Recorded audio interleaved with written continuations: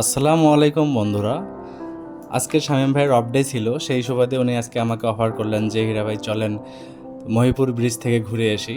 তো আজকে প্রচুর গরম ছিল, তো বিকালে একটু ঘুরতে যাওয়াই যায়। সেই সুবাদে আমরা আজকে দুই ভাই চলে আসলাম রংপুরের ঐতিহ্যবাহী একটি ব্রিজ, যেটাকে বলা হয় মহিপুরের তিস্তা ব্রিজ।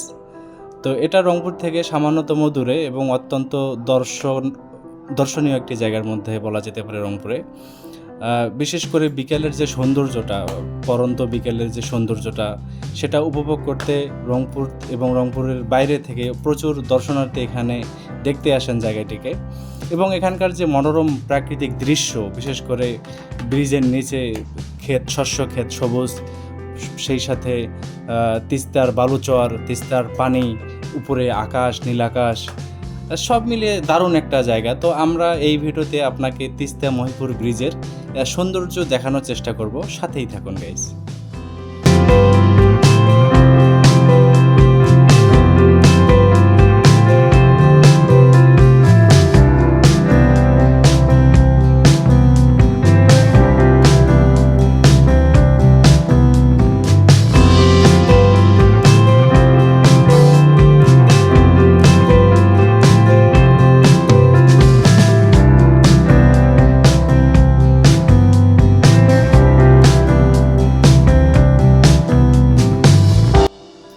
মহিপুর ব্রিজে এসে আমরা এখানকার একটি দুধ চা উপভোগ করি।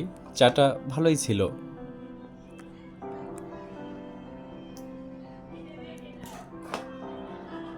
এখানকার মানুষজন অত্যন্ত গ্রাম্য এবং সহজ সরল, দেখলেই বোঝা যায়। এবং গ্রামের প্রত্যন্ত অঞ্চলের যে বাজারঘাট ছিল, আমরা যেমনটা দেখেছি, এখানে আসলে ওই ফিলটা পাওয়া যায়। মনে হচ্ছে যে এখনও আমাদের সেই আদিম সেই প্রাচীন যে গ্রামীণ কালচার, বাজারঘাট, সেই আবহাওয়াটা এখানে বিরাজমান, যেটা খুবই উপভোগ্য।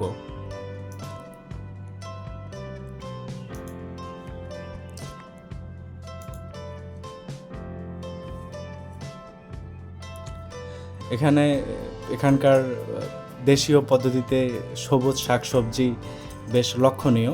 তবে এখানে উল্লেখ করা দরকার, এখানে তিস্তা ব্রিজেতে যে আপনার তিস্তা নদীটি আছে, এখানকার অনেক ফ্রেশ মাছ কিন্তু এখানে পাওয়া যায়। যদিও আমরা এই ভিডিওতে সেটা ধারণ করতে পারিনি, কারণ আমাদের চোখে সে সময় মাছ পড়েনি।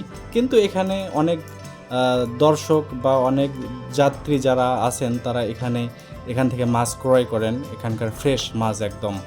তো শেষ পর্যায়ের দিকে আমরা বাইকে তেল লোড করে আমরা বাসার উদ্দেশ্যে রওনা দিই। সব মিলে দারুণ ছিল আমাদের এই জার্নিটা।